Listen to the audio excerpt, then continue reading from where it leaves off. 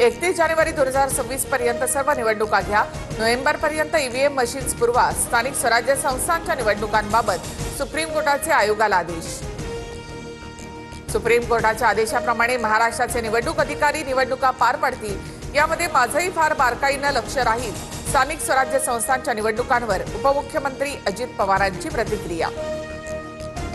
बंजारा आणि वंजारा ही जात म्हणून वेगळी, पण आम्ही बोलताना आधीपासूनच बंजारा वंजारा असं बोलतो।